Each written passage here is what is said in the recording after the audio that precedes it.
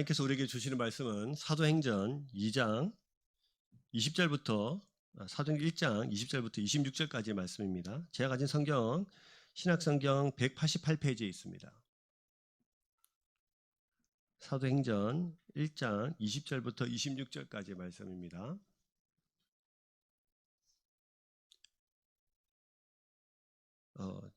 다 찾으셨으면 우리 또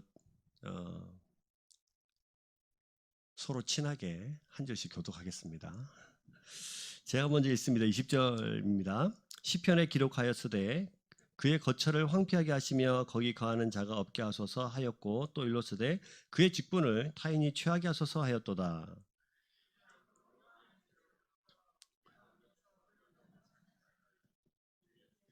우리 가운데 출합하실 때에 항상 우리와 함께 다니던 사람 중에 하나를 세워 우리와 더불어 예수께서 부활하심을 증언할 사람이 되게 하여야 하리라 하거늘. 두 사람을 내세우니 하나는 바사바라고도 하고 별명은 유스도라고 하는 요셉이요 하나는 마띠아라. 그들이 기도하여 이르되 무 사람의 마음을 아시는 주여 이 두 사람 중에 누가 주님께 택하신 바 되어 이 사도의 직분을 대신할 자인지를 보이시옵소서. 유다는 이 직무를 버리고 제 곳으로 간나이다 하고 함께 있습니다. 제비 뽑아 마띠아를 얻으니 그의 11사도의 수에 들어가니라. 아멘. 예배 분들 인사하겠습니다. 주님의 사랑으로 사랑합니다. 네, 하트를 안 꺼내시는군요. 네, 다시 하트 꺼내가지고 주님께서 주신 우리 장로님 기도하신 대로 그리스도의 심정으로 꺼내서 다시 옆에 분들에게 주님의 사랑으로 사랑합니다. 네, 아우 예, 이게 별거 아닌데 이게 참 감동이다, 그죠? 네. 우리가 이제 지난주부터 이제 사도행전 강해를 또 이제 시작을 했습니다. 누가복음이 끝나고 사도행전을 이제 이어서 이제 함께 말씀을 보고 있는데요. 지난주에 이제 다 나누지 못한 부분까지 오늘 함께 좀 나눠보도록 하겠습니다. 지난주에 말씀을 기억하시죠? 감사합니다. 네. 네. 주님께서 승천하시기 전에 제자들에게 하나님 나라의 일을 맡기셨고 그리고 성령을 주시기로 약속하셔서 성령을 기다리라고 말씀하셨어요. 자, 그래서 성령을 주시겠다 이렇게 말씀을 하시니 제자들은 그럼에도 불구하고 성령을 주시는 이유를 제자들은 아직도 오해를 했습니다. 오늘 말씀 읽진 않았습니다만 지난주 말씀과 좀 이어서 보시면 6절 말씀을 보시면요. 사도행전 1장 6절 보시면 그들이 모였을 때에 예수께 여쭈어 이르되 주께서 이스라엘 나라를 회복하심이 이때니까 하니 이렇게 되어 있어요. 성령 주시겠다, 성령을 주시겠다 약속을 했는데 이제 이들은 아직도 사실은 성령 하나님께서 왜 우리 가운데 임하셔야 되고 왜 예수님께서 성령 주시기로 약속을 하고 계신지에 대한 생각을 아직 못하고 있습니다. 왜 그러냐 하면 이들이 회복하심이 이때니까 이스라엘 나라를 회복하심이 이때니까 라고 말하는 것은 사실은 이 말이 회복하다는 것이 주권을 회복하다는 뜻이거든요. 그러니까 아직도 로마의 압제 가운데 살아가고 있는 이들이 이제 예수님께서 성령을 주시면 다시 우리가 그 나라를 회복할 거 아닌가? 실패로 끝난 것 같은 이 나라 로마에서 압제에서 벗어나서 해방할 수 있는 그 기회가 예수님의 죽음으로 끝난 것 같았는데 성령을 주시겠다고 하니 그 성령을 통하여서 우리가 다시 이 나라를 회복할 수 있는 꿈을 꿀 수 있는 거 아닌가라고 제자들은 생각했습니다. 그래서 그들이 말합니다. 이스라엘을 회복해 하심이 이때니까 그런 거예요. 그래서 그들은 성령을 기다리고 있었죠. 그래서 예수님께서 7절 말씀으로 말씀하십니다. 7절 말씀 자 같이 읽겠습니다. 시작. 이르시되 때와 시기는 아버지께서 자기의 권한에 두셨으니 너희가 알 바 아니요. 자, 이것은 우리가 이제 읽으면 너희는 몰라도 돼 이렇게 들리잖아요. 근데 사실 그런 말이 사실 아니에요. 이것은 내 권한이 아니란 뜻이에요. 그러니까 예수님께서 뭐라고 말씀하냐면 때와 시기는 누구의 권한에 있다? 하나님, 아버지 하나님의 권한에 있는 것이다 라고 설명을 합니다. 오직 아버지만 행사하는 권한이다. 그래서 너희는 지금 그것에 관심을 두고 있는 것이 아니라 내가 지금 너희에게 맡긴 하나님 나라의 일 그리고 성령을 기다리는 그 말에 집중해야 된다는 거예요. 언제? 지금 지금 너희들이 관심을 가져야 될 것은 이 나라를 회복하는, 나라의 주권을 회복하는 것이 아니라 지금 너희를 통해서 이루실 하나님 나라의 확장에 관심을 두고 그 일을 함께하고 싶어 하시는 하나님의 마음을 너희 마음에 두고 지금 그 성령 하나님의 그 놀라우신 임재하심을 너희가 사모하면서 기다리라는 거예요. 언제요? 지금 이 순간. 그 얘기를 하고 계십니다. 그러면서 예수님께서 성령이 임하면 어떤 일이 벌어지는가를 8절 말씀으로 설명을 해주세요. 8절 말씀 같이 읽겠습니다. 시작. 오직 성령이 너에게 임하시면 너희가 권능을 받고 예루살렘과 온 유다와 사마리아와 땅끝까지 이르러 내 증인이 되리라 하시니라. 자, 사도행전에서 제일 유명한 말씀이잖아요.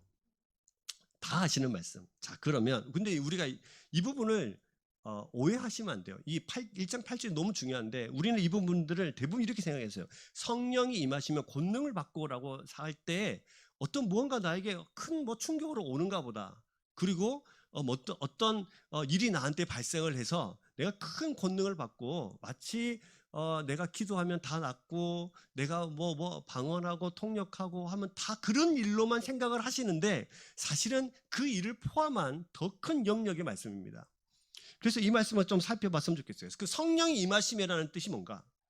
이게 무슨 뜻입니까? 성령이 임한다. 성령이 임하시면 성령을 기다려라. 약속한 성령을 주겠다라고 이 말은 사실은 나는 너와 함께 하겠다는 뜻이에요. 자, 이것을 오해하시면 안 됩니다. 자, 우리는 성삼위 하나님을 믿으십니까? 그렇죠. 성부 하나님, 성자 예수님, 그 다음에 뭐라 불러요? 성령 하나님이라고 불러요. 그러면 성부, 성자, 성령 하나님이 동일한 한 분, 하나님이라는 뜻입니다. 그러면 성령을 임한다는 뜻은 곧 우리 가운데 누가 오시겠다는 거죠? 하나님이 성령의 모습으로 영의 모습으로 우리 가운데 오신다는 뜻입니다. 이 말은 다시 말하면 그래서 나는 너와 함께 하겠다. 또 다른 말로는 나는 하나님 나의 일을 너에게 맡겼는데 이 일을 나와 함께 하자. 이런 뜻입니다. 자, 이 말이 중요한 이유는 예수님께서 이 땅에 오실 때에 마태복음 1장 23절 보라 처녀가 잉태하여 아들을 낳을 것이요 그의 이름을 임마누엘이라 하라 하셨으니 이를 번역한 즉 하나님이 우리와 함께 계시다 함이라. 이게 예수님의 이름이잖아요. 임마누엘, 하나님이 우리와 함께 하신다. 그러니까 예수님이 이 땅에 오셔서 우리와 함께 하시는데 예수님이 우리와 함께 하는 것이 다시 말하면 무슨 뜻이에요? 하나님이 우리와 함께하고 계시다는 뜻이에요. 그러면 예수님께서 이 땅에 오셨어요. 이 땅에 살아 계실 때는 괜찮은데 십자가 어느 날 죽으신 거예요. 그런데 살아나셨어요. 할렐루야. 이분이 그래 임마누엘이시지 우리의 영원토록 함께 하시는 분이시지. 근데 어느 날 갑자기 어디로 가십니까? 하늘로 승천하신대요. 그러면 이 마태복음 1장 23절의 말씀 임마누엘 하나님이 영원토록 너희와 함께 있다 이것은 어떻게 됩니까? 그래서 우리 가운데 뭘 보내주세요? 성령님을 보내주셔서 성령님 그 하나님이 우리와 함께 하시는 것입니다. 그래서 여러분 이렇게 말씀하시죠. 자, 마태복음 우리도 잘 아시는 마태복음 28장에도 그러므로 너희는 가서 모든 족속으로 제자를 삼아 아버지와 아들의 이름 성령의 이름으로 세례를 주고 내가 너에게 분부한 모든 것을 가르쳐 지키게 하라. 그 다음 말씀이 뭡니까? 볼지어다 내가 세상 끝날까지 너희와 함께 하리라. 올라가시면서 승천하시면서 하실 말씀이에요. 내가 너희와 함께 하겠다. 어떤 방법으로? 성령 하나님의 우리 가운데 임재하시는 방법으로 우리와 영원토록 함께 하십니다. 뿐만 아니라 요한복음에도 이런 말씀이 있어요. 요한복음 14장 16절 같이 읽어볼까요? 시작. 내가 아버지께 구하겠으니 그가 또 다른 보혜사를 너에게 주사 영원토록 너희와 함께 있게 하리니. 아버지께 구하는데 또 다른 보혜사 성령님 예수님이 우리 가운데 보혜사로 우리를 위로하는 자로 우리의 상담자로 우리를 돕는 자로 우리 함께 하셨는데 예수님께서 승천하시고 난 이후에 누를 주셔서 성령님 보내주셔서 너희와 어떻게 한다고요? 함께 하신다는 말입니다. 그래서 성부, 성자, 성령 하나님은 삼위일체 즉 하나님이시기 때문에 하나이시기 때문에 성령님을 통해서 우리와 영원토록 함께 하신다는 것입니다. 그래서 요한복음에 또 이런 표현을 하셨어요. 예수님께서 요한복음 16장 7절 말씀에 같이 한번 읽어보겠습니다. 시작. 그러나 내가 너희에게 실상을 말하노니 내가 떠나가는 것이 너에게 유익이라. 내가 떠나가지 아니하면 보혜사가 너희에게로 오시지 아니할 것이요 가면 내가 그를 너희에게로 보내리니. 이제 이런 생각을 해보셨나요? 예수님께서 승천하셨으면 이 땅에 계속 계시면 되잖아요. 안 그렇습니까? 승천하셔서 예수님께서 살아나셔서 부활하신 몸으로 이 땅 가운데 계속 계시면 온 세상 사람들이 다 믿을 거 아니에요? 이런 생각을 한 번씩 해봤어요. 그럼 예수님께서 살아계시면 어디 계실까요? 만약에 승천하지 않으시고 이 땅에 계속 계셨다면. 네, 이스라엘에 계시거나, 그죠? 전 세계를 이렇게 투어하시겠죠. 많은 사람들이 그 예수님을 보려고 비행기표 사고 가서 번호표 받고 줄 서고. 근데 그런 부분이 아니라는 겁니다. 그런 게 아니라 성령님을 통해서 우리 가운데 오시겠다는 것이에요. 자, 성령님 곧 하나님이십니다. 그래서 성령님이 임하시면 말은 곧 하나님이 우리 가운데에 거하신다. 하나님이 성령으로 우리 속에 임재하시고 우리와 함께 하신다는 뜻이에요. 그래서 성령의 충만함이란 무슨 말이냐면 하나님으로 완전히 충만하게 되어지는 상태를 말하는 거예요. 하나님 우리 가운데 영으로 역사하시고 함께 하시는 것입니다. 하나님은 천지를 만드신 능력의 하나님이십니다. 여러분 믿으십니까? 천지를 창조하신 능력의 하나님이세요. 그 하나님 우리 가운데 임하시는 거예요. 우리 가운데 계시는 거예요. 그래서 1장 8절에 뭐라 하냐면 성령이 임하시면 너희가 뭐를 받고? 권능을 받는 거예요. 이 권능을 우리가 잘못 이해하면 우리가 어떤 특별한 능력이 생기나 보다 라고 생각하시는데 아니요.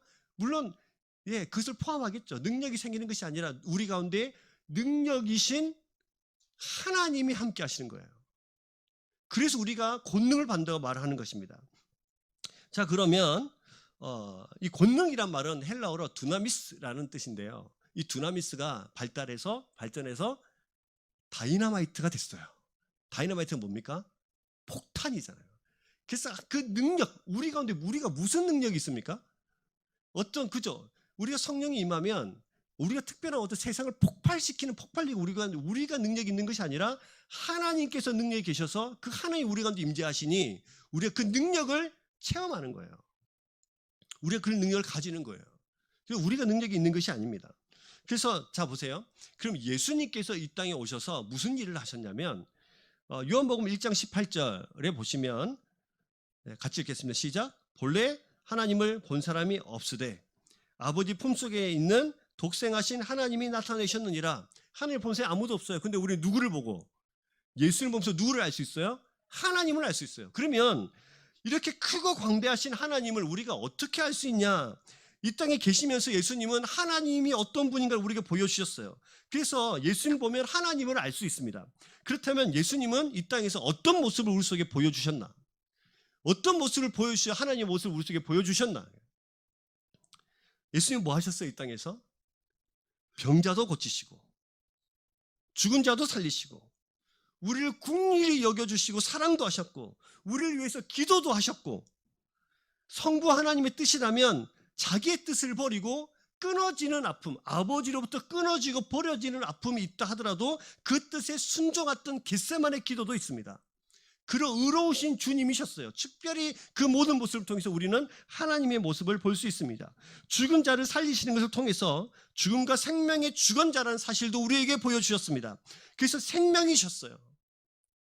세례 요한이 묻습니다. 제자들을 보내서 우리가 기다리는 메시아가 당신이 맞습니까? 우리가 다른 사람을 또 기다려야 됩니까? 예수님 당신이 우리의 메시아입니까? 라고 물을 때 예수님께서 이렇게 또 말씀하셨죠. 누가복음 7장 18절에서 23절까지 이렇게 말씀하셨어요. 자, 요한의 제자들이 이 모든 일을 그에게 알리니 19절 요한이 그 제자 중 둘을 불러 주께 보내어 이르되 오실 그이가 당신이 오니까 우리가 다른 일을 기다려오니까 하라 하매 그들이 예수께 나아가 이르되 세례 요한이 우리를 보내어 당신께 여쭤보라고 하기를 오실 그이가 당신이 오니까 우리가 다른 일을 기다려올까 하더이다 하니. 자 22절요. 같이 있습니다. 시작. 예수께서 대답하여 이르시되 너희가 가서 보고 들은 것을 요한에게 일러 말하되 맹인이 보며 못 걷는 사람이 걸으며 나병한 자가 깨끗함을 받으며 귀먹은 사람이 들으며 죽은 자가 살아나며 가난한 자에게 복음이 전파된다 하라. 주님께서 이 땅에 오셔서 하시는 말씀이 뭡니까? 당신이 메시아 맞습니까? 라고 물을 때 고통과 슬픔과 아픔과 질병의 그 억압 속에서 살아가던, 그 가운데 감옥 같은 질병의 고통 가운데 살아가던 사람들이 뭐를 얻어요? 자유를 얻는 거예요. 그러니까 하나님의 나라에 이른 하나님의 권능은 모든 이 땅에 사단의 권세 아래 살아가는 것 같은 세상을 다시 바꾸어서 하나님 나라로 바꾸고 고통과 슬픔과 아픔과 올무 속에 살아가는 자들에게 자유를 주십니다. 파워예요. 하나님의 능력이에요. 심지어는 죽음의 권세까지 이기셔서 죽음에서 뭘로 옮기시고 생명으로 옮기시는 그 파워, 그 권능, 그 권능이 너희가 받게 된다는 겁니다. 근데 그것이 내 능력이 아니라 누구의 능력이에요? 하나님의 능력이죠. 하나님 우리 속에 거하시는 방법으로, 성령 하나님의 거하시는 방법으로 우리 가운데 그 모든 역사를 이루어 내십니다. 그래서 예수님께서 약속하시는 거예요. 하나님께서 약속하시는 거예요. 성령을 기다리라고요. 다시 말하면 내가 너와 함께 하겠다, 이런 뜻이에요. 구약시대는 어떻게 성령님께서 역사하셨을까요? 구약시대는 여호와의 신이라고 불리는 성령님은 필요한 때 필요한 사람에게 단회적으로 임했습니다. 필요한 때라는 말은 하나님의 백성을 다스리고 구원하시기를 위한 때를 말하고요, 필요한 사람이란 뜻은 하나님의 백성을 하나님의 이름으로 인도하거나 다스릴 사람, 즉 왕, 선지자, 제사장이나 사사 같은 사람들에게 특별히 단회적으로 임하였습니다. 그런데 이미 하나님께서는 이런 계획을 가지고 계셨어요. 자, 에스겔서 36장 26절에서 27절을 보시면 하나님께서 이렇게 이미 약속을 해주셨어요. 자, 같이 읽겠습니다. 시작. 또 새 영을 너희 속에 두고 새 마음을 너희에게 주되 너희 육신에서 굳은 마음을 제거하고 부드러운 마음을 줄 것이며, 27절, 또 내 영을 너희 속에 두어 너희로 율례를 행하게 하리니 너희가 내 규례를 지켜 행할지라. 에스겔이 신약입니까 구약입니까? 구약이죠. 예수님 하나님께서 구약시대 이미 이렇게 말씀하셨어요. 내 영을 어디 두고? 너희 속에 두겠다, 너희 가운데 두겠다, 이미 약속하셨고 계획을 하고 계셨습니다. 이것이 구약입니다. 그러면 신약이 오면 이 일이 어떻게 성취가 되는가? 예수님은 설교를 통해서 또 약속의 말씀을 장차 성령님께서 믿는 자에게 임하실 것을 계속해서 말씀을 하셨어요. 고린도전서 3장 16절에 같이 볼까요? 고린도전서 3장 16절입니다. 띄워주세요. 안 뜨면 제가 읽겠습니다. 너희는 너희가 하나님의 성전인 것과 하나님의 성령이 너희 안에 계시는 것을 알지 못하느냐. 성령이 어디 안에? 너희 안에. 이미 구약에서 말씀하셨죠? 너희 안에 있는다고, 너희 속에 두겠다고. 그러면 신약에 와서는 이 성령 하나님이 이제 어디 계세요? 내 안에, 우리 안에 계시는 것이죠.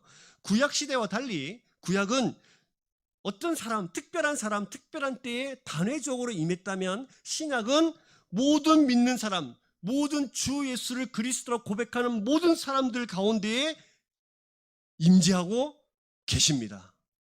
이거 믿으십니까? 이것을 성령의 내주라고 말해요. 그럼 옆에 분들 봐보세요. 이분이 예수 그리스도를 나의 구원의 주 아바 아버지로 부르고 있다면 그 안에 누가 계시는 거죠? 성령 하나님이 계시는 거예요. 하나님이 여러분과 함께 하는 거예요. 여러분 가운데 그 능력의 하나님이 함께 하시는 것입니다. 여러분 믿으십니까? 그 내주하시는 그 증거가 뭡니까? 증거. 우리가 아바 아버지를 부르는 것도 증거이고, 또 갈라디아서 우리가 5장 22절 23절에 보시면 우리 가운데 이렇게 해서 말씀하세요. 성령이 너희 가운데 임하면 어떤 열매가 나타나느냐? 오직 성령의 열매는 사랑과 희락과 화평과 오래 참음과 자비와 양성과 충성과 온유와 절대니 이 같은 것을 금지할 법이 없느니라. 막을 수 없다. 누가 임하면? 성령이 너희 가운데 있으면 반드시 이런 열매들이 나타난다는 거예요. 하나님의 손길이 닿는 곳은 새로운 창조가 일어나고, 성자 예수님이 계시는 곳에는 하나님 나라로 변하는 것 같이 성령님이 계시는 곳에 반드시 열매가 나타난다. 열매로 알 수 있다. 권능이란 그건 뭐냐? 이 열매들이 나타나는 거예요. 누구의 삶을 통해서? 우리 삶을 통해서. 우리는 성령의 임재가 권능이라고 말할 때 기도하면 병이 막 낫고, 물론 맞습니다. 그래 하나님 나라가 임하는 거예요. 필요하시면 주시는 거예요. 원하시면 주시는 거예요. 그런데 여러분, 그것만이 하나님의 권능이라고 말하면 그거는 한 20점? 성령이 우리에게 임하시면 그 하나님만 가질 수 있는 하나님의 특징, 사랑. 사랑 원래 누구 거예요? 하나님의 거거든요. 성경에 보면 하나님은 사랑이시라. 우리는 사랑하는 자들이지 사랑 그 자체는 아니거든요. 사랑 그 자체 그 본질은 누구세요? 하나님이시거든요. 그러면 그 하나님께서 우리 속에 성령으로 임재하셔서 나타나는 열매들이 있다는 거예요. 사랑, 희락, 오래 참음. 통해서 우리가 용서할 수 없는 사람을 뭐 하게 되죠? 용서하게 되는 거예요. 이게 내 능력으로 됩니까? 이거 파워예요. 권능이에요. 사랑할 수 없는 사람을 사랑할 수 있습니까? 어떻게 사랑할 수 있나요?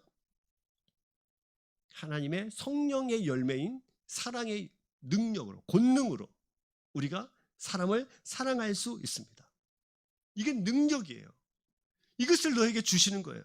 세상을 변화시킬 능력 우리 가운데 있습니까? 없죠. 입만 열면 거짓말도 잘하고 나를 이익을 위해서는 뭐든지 할 수 있는, 무슨 말을 들어도 내가 듣고 싶은 만 듣고 내가 해석하고 싶은 대로 해석하는 우리들의 모습 속에 우리가 어떻게 세상을 변화시킬 능력이 있어요? 우리가 어떻게 세상을 하나님의 나라로 만들어갈 수 있습니까? 우리에게는 능력이 없어요. 그러나 우리 가운데 계시는 그 성령 하나님의 권능 가운데 사로잡혀서 우리를 통해서 세상을 변화시켜 가시고 용서할 수 없는 자를 용서하시고 사랑할 수 없는 자를 사랑하도록 하십니다. 여러분 가운데 뭐가 있는 거예요? 하나님의 권능이 있는 거예요. 이건 놀라운 일입니다. 그래서 성령이 임하시면 권능을 받는다고 말씀하신 거예요. 이것을 잘못 이해하면 어떤 신비한 능력 정도로 생각하시는데 아니에요. 지옥 같은 내 가정을 어떻게 하나님 나라로 만들 수 있습니까? 내 모든 관계들을 어떻게 해요? 직장을 어떻게 하나님 나라로 만드는 권능을 주십니까? 어떻게 하나님이 우리에게 임하시는 그것이 가능합니까? 내 안에 계신 성령 하나님께서 그렇게 하시는 거예요. 어떻게 선함으로 악을 이길 수 있을까요? 우리는 악한 자들인데 세상이 어떤 능력이 그렇게 할 수 있을까요? 내 도덕성이, 내 선함이 세상을 변화시킬 수 있다? 아니에요. 우리는 전적으로 타락했기 때문에 원래 우리는 악한 자들입니다. 내 안에 계신 성령 하나님의 역사로 이 세상을 그렇게 성령의 열매들을 나타내면서 살아갈 수 있게 되는 거예요. 그래서 오늘 법이 어떤 법도 그것을 금할 수 없다. 법이라는 것은 권능이잖아요. 능력이잖아요. 힘이잖아요. 근데 그 법으로도 이 모든 성령의 역사, 하나님께서 하시는 이 권능을, 능력을 막을 수 있다 없다? 없다는 거예요. 어떤 최고 권력자가 있다고 생각해 봅시다. 대통령이 서로 사랑해라 라고 해서 서로 사랑할 수 있을까요? 없죠. 하도 말을 안 들으니까 법으로 지정해가지고 용서하지 않으면 10년형에 처한다. 벌금도 한 1억씩 내라. 그런다고 해서 우리가 전심으로 그 사람을 용서하고 사랑할 수 있을까요? 없죠. 반대로 용서하면은 뭐 큰 힘을 발휘할 수 있다. 용서만 하면 이게 뭐 2억 3억씩 주겠다. 뭐 집 한 채 주겠다.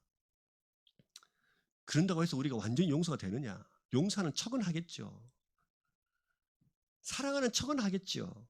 그러나 그런 법으로, 그런 능력으로, 그런 권력으로 눌려도 용서하거나 사랑할 수 없어요.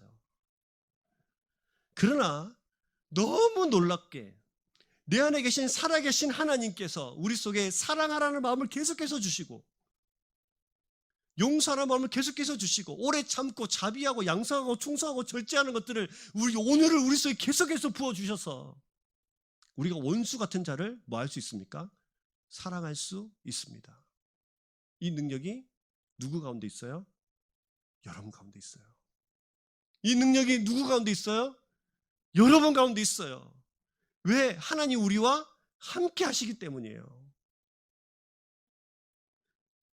이건 놀라운 일입니다.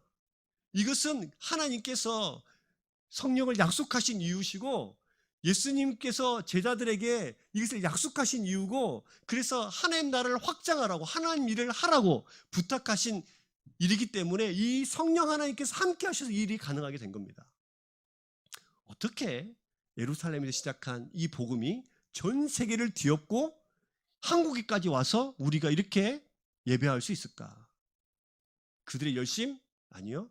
성령 하나님께서 그들과 함께 하셔서 그들의 삶을 통해서 온 세상에 그리스도가 주 되심을 선포하는 증인들의 역사가 있었기 때문입니다. 그것이 능력이에요. 여러분 옆에 분들 봐보세요. 스스로 맨날 좌절하고 낙담하고 실패하면서 나는 왜 이것밖에 안 되나 좌절하지 마세요.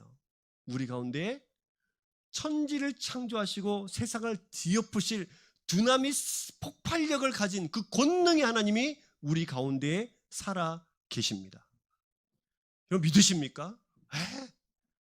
이길 수 있어요. 변화시킬 수 있어요. 세상은 세상 나라의 일로 가지만 우리는 이 세상을 하나님의 나라로 변화시킬 수 있어요. 늘 염려와 근심으로 살아가는 우리 삶에 두려워하지 않고 하나님으로 평안한 그 능력이 우리를 사로잡을 수 있어요. 우리가 인사하는 것처럼 샬롬의 능력이, 평안의 능력이 우리 가운데 있습니다. 때로는 우리 자신을 무시해도 우리 가운데 계시는 살아계신 하나님을 무시하지 마십시오. 좌절하지 마십시오. 낙담하지 마십시오. 그래서 예수님께서 이렇게 말씀하십니다. 증인이 되라. 성령이 임하시면 그 능력으로, 너희는 할 수 없지만 그 능력으로 온 세상을 뒤엎고 나올 만한 그 파워로 온 세상을 하나님의 나라로 만들어가라. 그 일에 너희가 뭐다? 증인이다. 이 말씀을 8절 말씀에 하고 계시는 거예요. 자, 그래서 이들이 이 말씀을 팍 받아들고 다락방으로 올라가서 기도하기 시작합니다. 자, 말씀 보실까요? 12절. 제자들이, 사도행전 1장 12절요. 제자들이 감람원이라 하는 산으로부터 예루살렘에 돌아오니 이 산은 예루살렘에서 가까워 안식일에 가기 알맞은 길이라. 13절. 들어가 그들이 유하는 어디로? 다락방에 올라갔습니다. 자, 이제 이 유명한 장면이 등장하죠. 이 다락방은 누구의 다락방입니까? 예, 마가라는 사람의 다락방입니다. 120명이 모였으니까 큰 다락방이겠죠. 근데 우리 성경에는 다락방이라고 되어 있어요. 여러분 다락방에서 지내보셨나요? 저는 어렸을 때 저희 집이 다락방이 있었거든요. 방 한 칸짜리 집은 다락방이 거진 다 있습니다. 그 다락방이 저희가 5명 식구가 살았기 때문에 방이 작았어요. 그래서 5명이 다 지낼 수 없으니까 저의 방은 어디입니까? 다락방입니다. 보통 다락방에는 온갖 물건들을 지어 놓습니다. 그리고 요만큼 자리가 남습니다. 네, 거기서 쥐와 함께 동고동락을 하면서 네, 그렇게 살아갑니다. 네, 좀 외롭다 싶으면 찍찍거리고 네, 같이 대화하고 막 그런 거죠. 뭐 쥐들이 찍찍 안 거리면 이제 바퀴벌레들이 지나다니는 그런 곳이 다락방입니다. 근데 여기서 말하는 다락방은 그런 다락방 아니에요. 다락방이라 하니까 이렇게 생각하시는데 사실은 이 다락방은 헬라어로 휘페론이라고 되어 있는데 이것은 사실은 이스라엘 가옥 구조상 위층에 있는 옥상에 있는 넓은 거실 같은 곳입니다. 그래서 좀 넓은 곳이에요.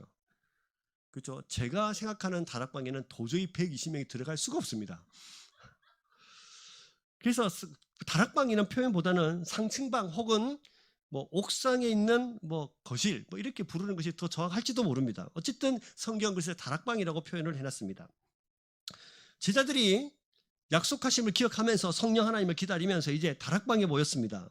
근데 여기서 우리가 주목해 볼 중요한 사실 하나가 있어요. 그게 뭐냐면 도표를 하나 보여줄 텐데 누가복음 누가 썼죠? 누가 썼죠? 사도행전 누가 썼죠? 누가가 썼어요? 근데 이제 이렇게 되어 있습니다. 자, 누가복음 마지막 장 24장인데요. 마지막 장 52절 53절에 보시면 그들이 그에게 경배하고 예수님께 승천하실 때요. 그들이 경배하고 기쁨으로 어디서 돌아오니? 예루살렘으로 돌아가서 53절 어디에 있습니까? 성전에 거하죠. 성전에서 하나님을 찬송합니다. 이게 누가복음의 마지막 장면에 기록한 거예요. 그럼 사도행전에 보시면 어떻게 되냐면 1장 12절과 13절 상반절에 보면 제자들이 감람원이라 하는 산으로부터 어디로 돌아와서 예루살렘으로 돌아왔죠. 그러면 누가복음의 기록에 의하면 이 사람들이 어디로 가야 돼요? 성전으로 가야 되는데 13절 보시면 들어가 그들이 유하는 어디로 갔어요? 다락방으로 갔다고 되어 있습니다. 자, 저자는 똑같은데 누가복음에는 성전이라 되어 있고 사도행전은 뭐라 되어 있어요?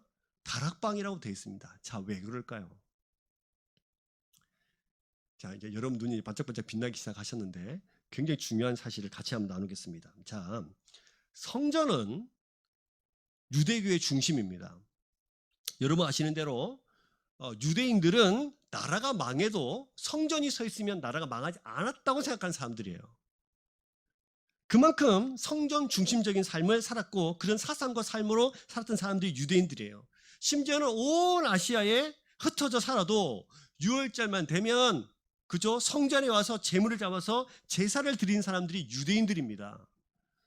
그들에게 삶의 중심이자 이유가 되는 거예요. 성전인. 그런데 이들은 그런 곳이었는데 바리새인과 제사장과 서기관들 중심으로 이것을 도둑의 소굴로 만들었습니다. 즉 다시 말하면 이 성전을 이 유대인 종교 지도자들이 자신들의 배를 채우는 합법적으로 배를 채우는 그런 공간으로 만들어 버렸어요. 그래서 예수님께서 그 성전에 들어가셔서 상을 뒤엎으면서 채찍질하면서 뭐 분노를 하면서 이 또 독세의 자식들아 막 욕하시면서 하나님과 교제하는 이 기도의 집을 하나님과 만나는 이곳을 도둑의 소굴로 만들어 버렸다고 분노를 표출하신 적이 있습니다. 그래서 예수께서 심지어는 이렇게 말씀하셨죠. 예수님은 성전을 헐어버려라. 내가 3일 만에 다시 짓겠다. 근데 성경에 이렇게 기록되어 있어요. 요한복음 2장 21절을 보시면 이 성전은 예수님 자신의 육체를 가리켜서 하신 말씀입니다. 그래서 이 성전이라는 곳은 하나님과 만나고 교제하고 내 죄를 고백하고 그 거룩하신 하나님과 만나는 곳인데 이곳이 완전히 처음에 의도와는 다르게 사람들의 욕심과 욕망으로 가득 찬 곳이 되어버려서 예수님께서 이 땅에 오셔서 자기의 육체를 죽이시면서 성전 시대를 마무리하신 거예요. 그래서 누가복음에는 성전이라고 기록한 겁니다. 다시 말하면 예수님께서 뭘 말씀하시고 누가가 말을 하려고 하냐면 성전 시대는 끝났다는 거예요. 성전 시대는 끝났다 이제. 그 더럽고 추악하고 자신의 욕망으로 가르쳐서 그곳에 가야만 하나님을 만나는 그 성전 시대는 끝났다. 그런데 어떤 시대? 새로운 시대가 열립니다. 어떤 시대? 성령의 시대. 새로운 시대가 열리는 거예요. 성령의 시대. 성령의 시대는 우리 속에 성령 하나님 계셔서 우리가 어느 곳에 있든지 아바 아버지라 부를 수 있고 어느 곳이든지 어느 장소든지 내가 가는 그곳에 하나님께서 임재하시는 나와 함께 하시는 그것이 바로 그 하나님의 나라가 되는 그런 놀라운 새로운 시대가 열리는 것입니다. 그것을 기록한 곳이 사도행전이에요. 그래서 복음서에까지의 마태마가 누가 요한의 복음서까지의 그 하나님의 나라와 이 완전 다릅니다. 이제 그 성전의 개념이 달라졌어요. 이제는 성전이 어떤 예루살렘에 가서만 성전이 아니라 바로 누가 성전이죠? 바로 내가 성전이에요. 그래서 지금 성전에서 모인 것이 아니라 지금 사도행전에는 누가가 그곳을 다락방이라고 적은 겁니다. 다락방에. 그러면 그들의 사상대로 하면은 계속 성전에 모여서 기도해야죠. 120명이 성전에 모여가지고 성령이 그쪽으로 임해야죠. 그래 다락방에 모여서 누구나 주의 이름을 부르고 어떤 곳에든지 하나님과 만나 교제할 수 있는 우리 자신이 성전이 되어지는 새로운 시대가 열리게 된 것입니다. 여러분 이 놀라운 은혜가 여러분의 거예요. 믿으세요? 그래서 여러분들이 어느 곳에든지 한숨 쉬면서 주여 하시면 누가 들어요? 하나님이 들어요. 사랑할수록 힘 주세요 하면 그 힘을 누가 주세요? 하나님이 주세요. 우리 슬픔과 아픔과 모든 것을 주께서 다 아시는 것입니다. 이곳에 새로운 시작이 되는 장소예요. 이 사도행전 1장은 너무 중요합니다. 자, 이곳에서 새로운 공동체가 시작되죠. 새로운 성전 시대에서 성령 시대에 열리는 것이 시작이 되고 이 다락방에서 새로운 공동체가 탄생합니다. 그 공동체가 뭡니까? 교회입니다. 교회예요. 마가의 다락방은 새로운 시작을 알리는 장소였어요. 시대에 시작된 장소가 마가의 다락방이었다면 이제 세상에 없는 새로운 공동체가 시작됩니다. 교회가 시작돼요. 신약의 교회가 탄생되는 것입니다. 교회가 태어난 거예요. 건물이 아니라 성도 한 사람 한 사람에 거하는 성령 하나님을 통해서 흩어진 교회로 모이면 또 모이는 교회로. 오늘 장로님 기도하신 것처럼 여러분들이 흩어져도 뭐예요? 교회이고 모여도 뭐예요? 교회예요. 이 개념이 여기서 이제 시작하게 되는 것입니다. 자, 그러면 이 새로운 공동체 교회는 어떻게 시작이 될까? 어떤 가치로 시작이 될까? 어떤 생각으로 모였을까요? 자, 그것을 13절과 14절에 보시면 들어가 그들이 유하는 다락방으로 올라가니 누가 있었습니까? 베드로, 요한, 야고보, 안드레, 빌립, 도마와 바돌로메, 마테오 및 알페오의 아들 야고보, 셀로친 시몬, 야고보의 아들 유다가 거기 있느니라. 누가 있었다고요? 제자들이 있었어요.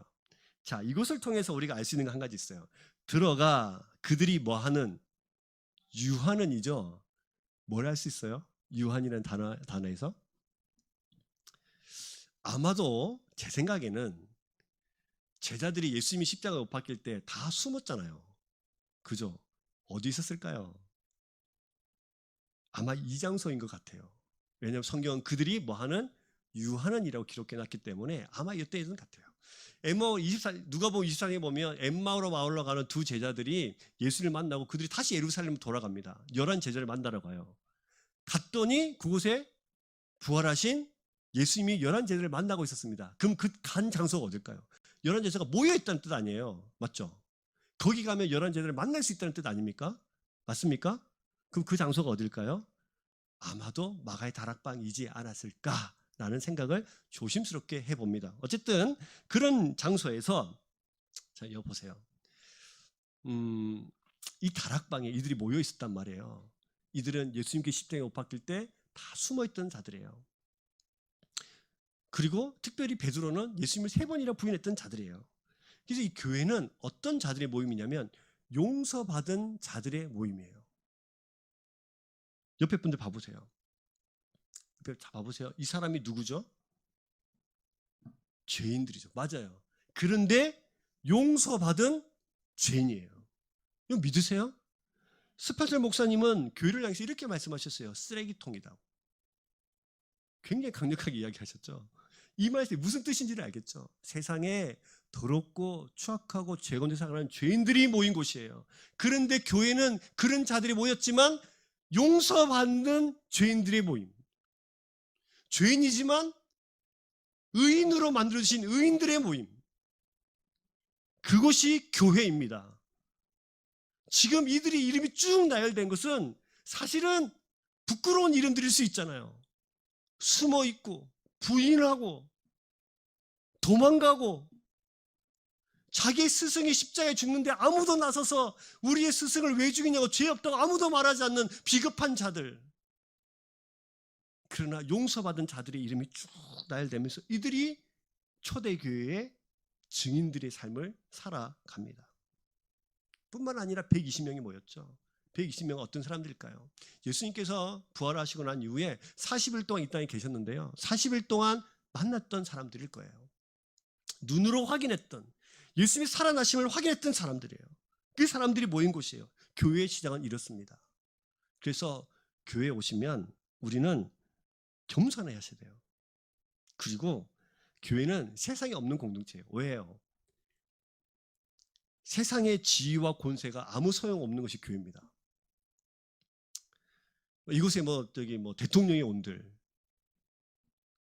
대통령님 오셨으니까 강단으로 모실까요? 아니죠. 처음 오시면 새신자죠. 네. 바이든이 와도 처음 오시면 새신자입니다. 성경 공부 해야 됩니다. 네. 세가족 공부 해야 됩니다. 네. 아무도 돈 많은 사람도 회장님이 오셔도 그분은 성도예요.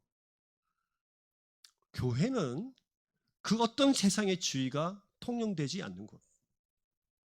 그래서 누구라도 귀하고 누구라도 존귀하게 사랑받고 용서받는 곳.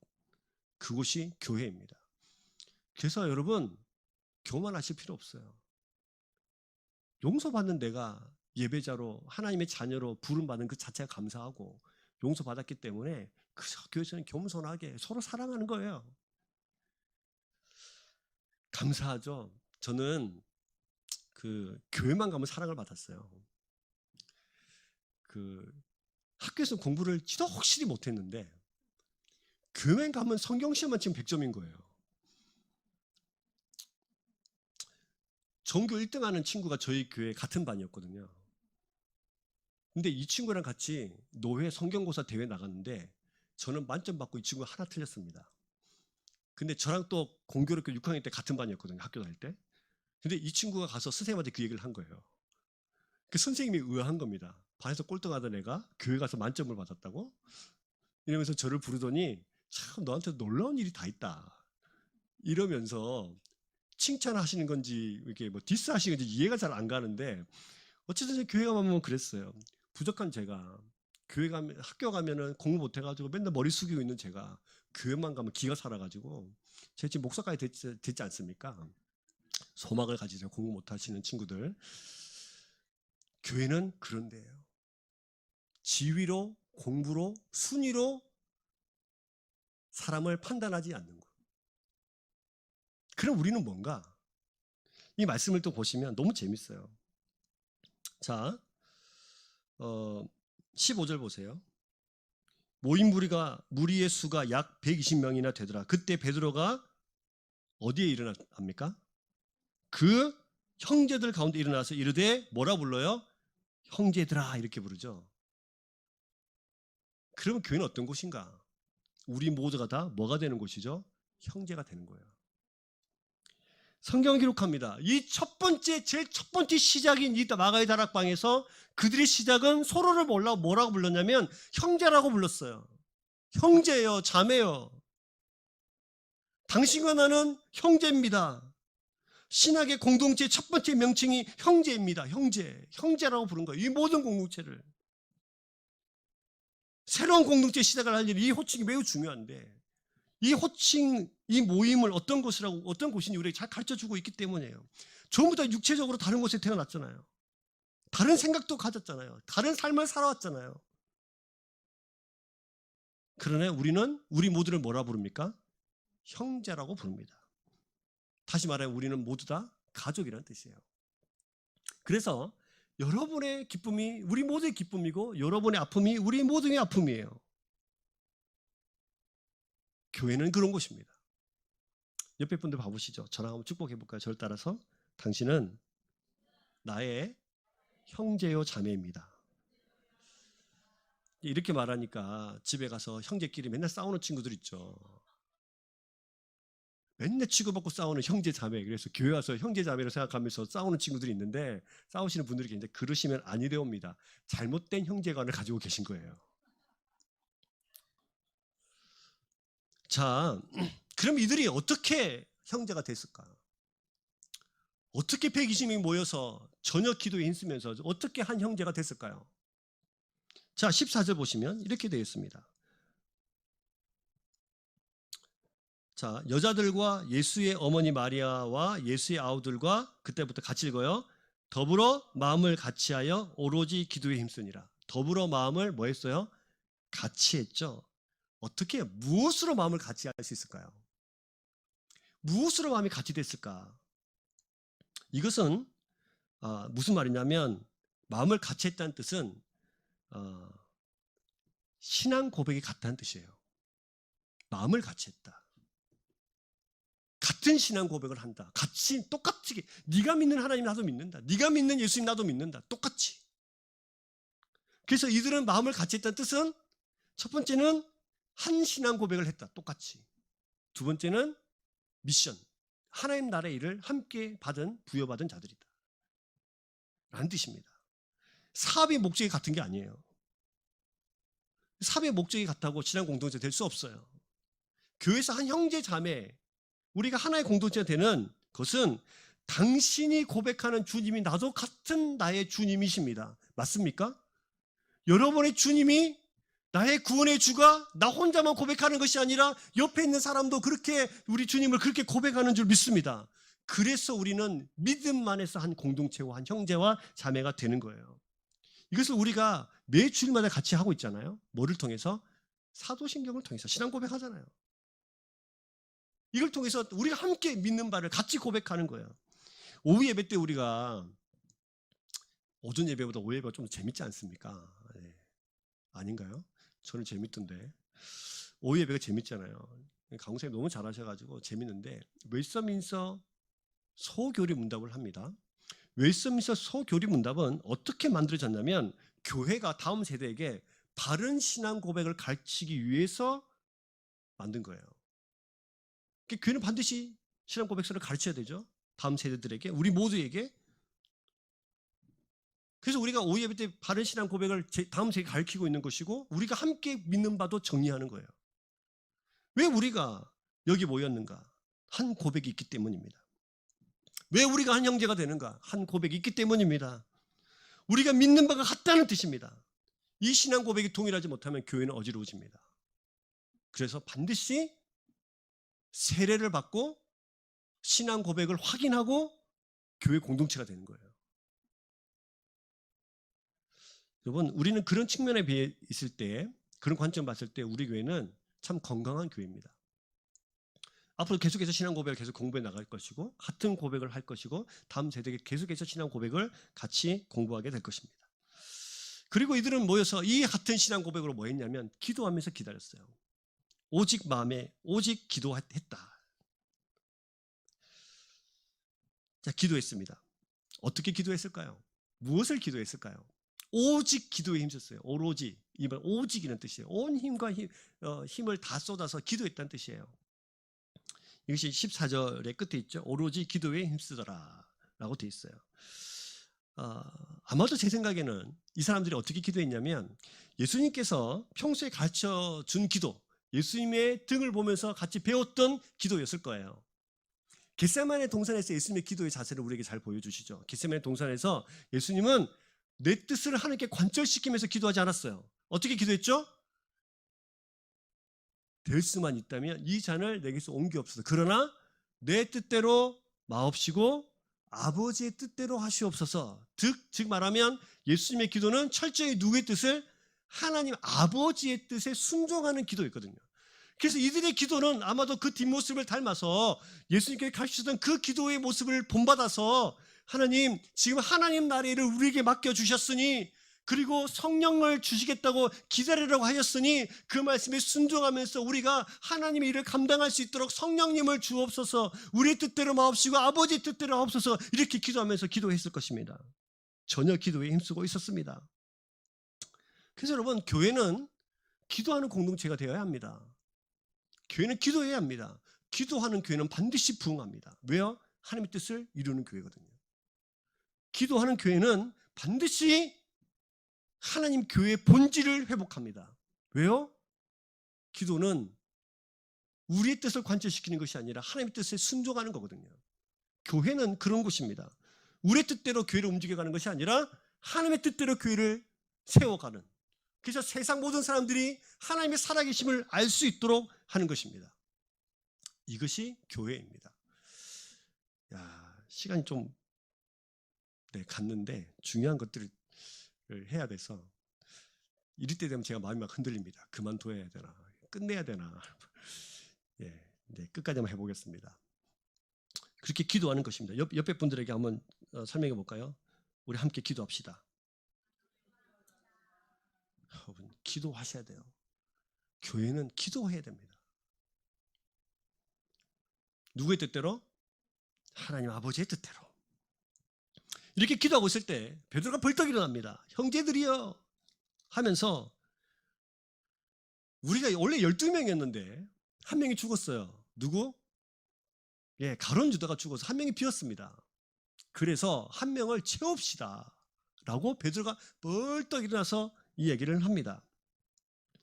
그래서 이 말을 할 때 놀라운 것은 베드로가 말씀에서 그 근거를 찾아요. 자, 오늘 말씀 같이 볼까요? 20절 말씀 보시면 시편에 기록되었으되라고 그 밑에 기역이라고 적혀 있습니까? 그렇죠. 기역이 뭐냐면 그의 거처를 황폐하게 하시며 거기 거하는 자가 없게 하소서, 이게 기역이거든요. 기역은 말은 어디서 이것을 인용해 왔다는 겁니다. 어디서 인용해 왔나요? 밑에 각주 기역 보시면 어떻게 돼 있죠? 시편 69편 25절 말씀이에요. 시편 69편 25절은 다윗이 쓴 시편인데요. 그러니까 하나님을 대항하는 그런 사람들이 그 자리를 황폐하게 해달라는 거예요. 그래서 이것이 지금 베드로가 말하는 것은 이 말씀의 성취로 유다가 죽었다는 거예요. 예수 그리스도를 반박하고 배반하고 배신하고 팔아넘겼던 그가 구약의 말씀의 성취를 이루어서 그 성취대로 그 섭리대로 하나님의 섭리대로 죽었다는 거예요. 그리고 그래서 없어졌으니 이제 밑에 보시면 20절 밑에 그의 직분을 하면서 앞에 니은이라고 적혀 있습니까? 맞습니까? 그 니은에는 뭐라 적혀 있죠? 밑에 각주에 보시면 시편 109편 8절 말씀을 또 인용하면서 직분을 타인에게 취하게 하소서라는 이 말씀을 이제 우리가 이루어야 돼라고 말하는 거죠. 교회는 하나님의 말씀을 성취하는 곳입니다.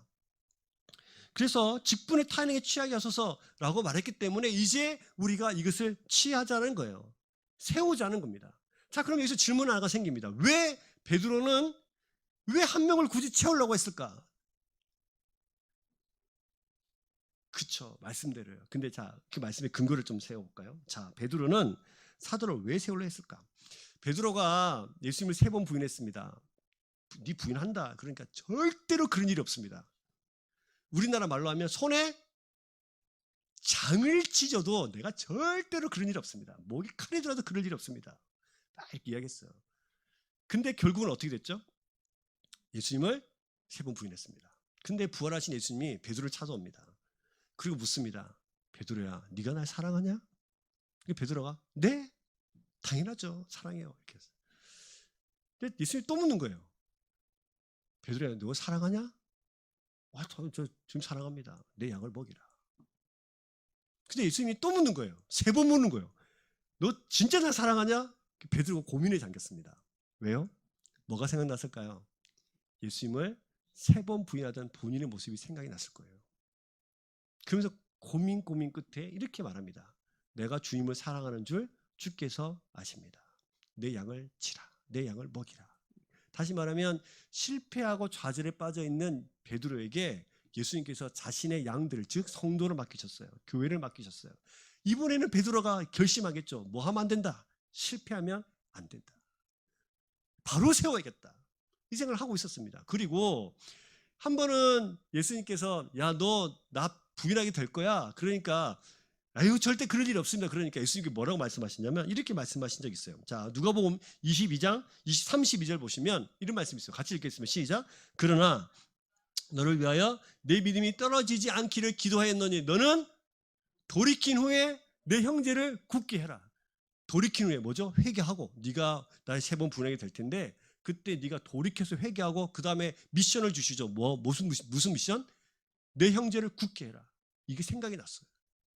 그 베드로는 이제 교회를 새롭게 시작되는 이 교회가 시작점에 있어서 하나님 예수님께서 자기에게 맡겨주신 그 사명을 잘 감당하고 싶었고 이 공동체가 하나님 맡기신 하나님 나라의 일을 하기에 굳건한 공동체가 되기를 소망했습니다.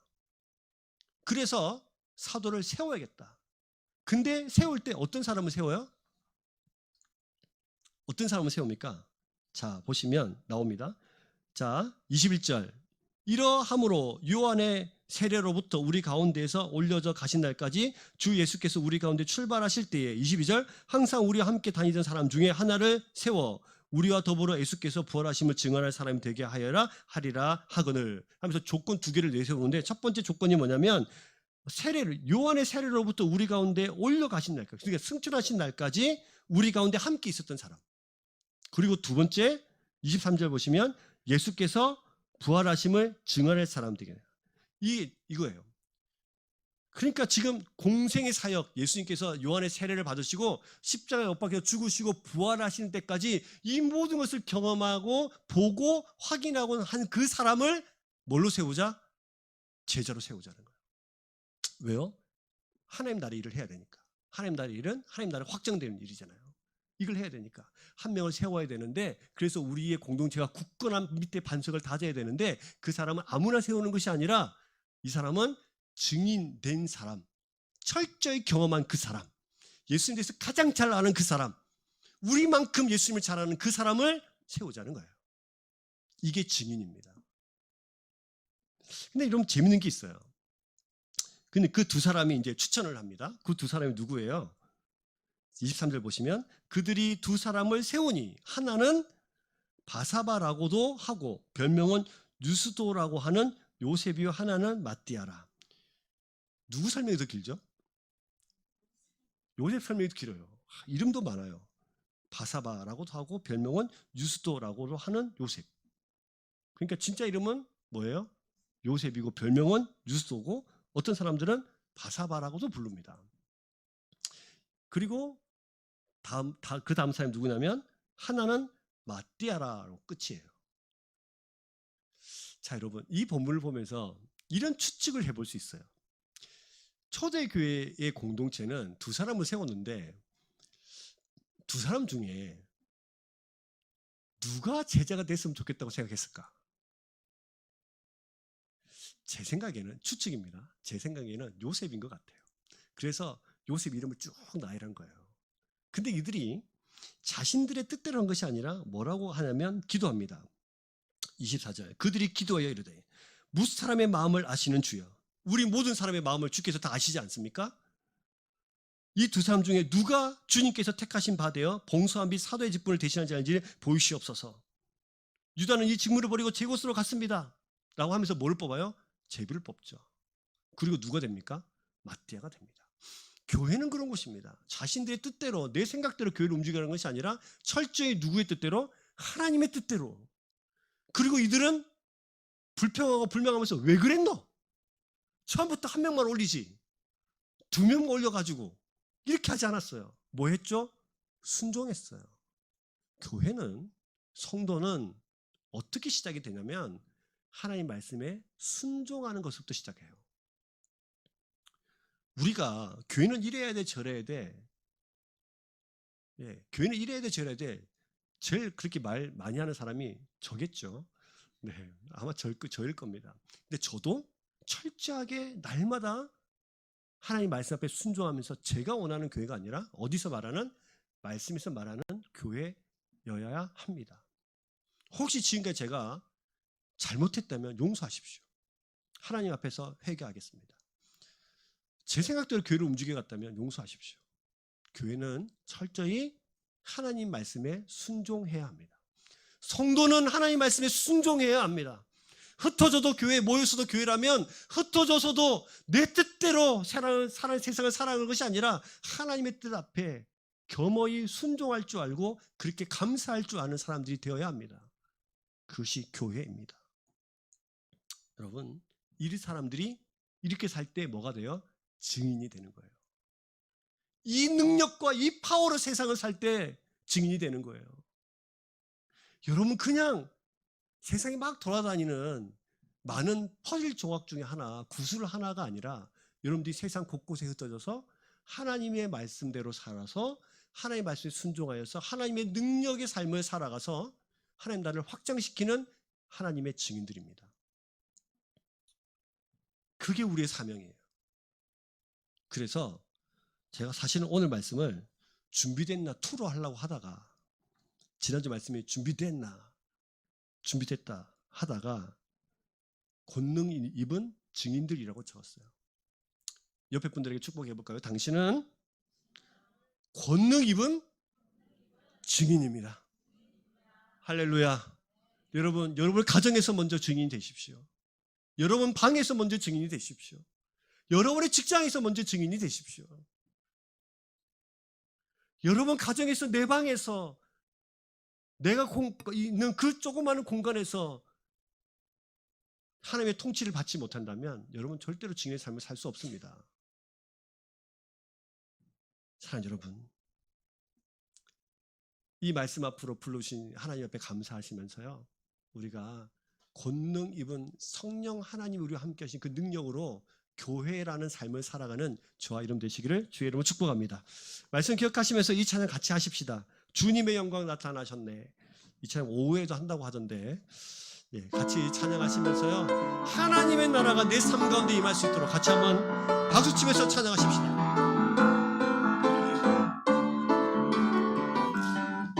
주님의 영광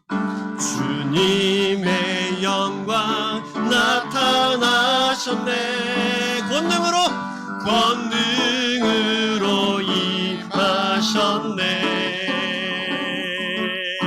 죽음에서 날 살리신 주 성령, 놀라우신 주 하나님, 같이 소망하시면서 내 삶 가운데 하나님의 나라가, 할렐루야 주의 나라가, 눈먼 자는 눈을 뜨며 할렐루야 임하소서. 저는 자는 걷게 되리. 나는 선포한 만왕의 왕 예수, 만왕의 왕 예수, 주의 나라 임하. 한 번 더 찬양하십시다. 주님의 영광 나타나셨네.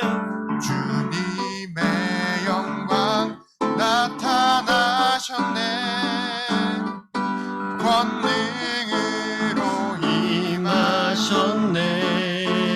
죽음에서 날 살리신 주 성령, 놀라우신 주 하나님. 아멘. 할렐루야.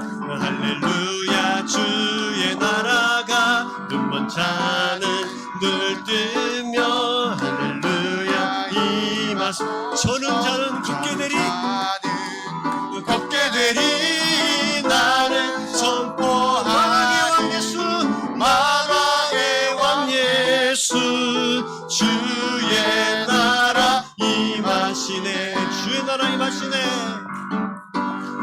주의 나라 임하. 여러분 삶 가운데 하나님 나라를 선포하십시다. 주의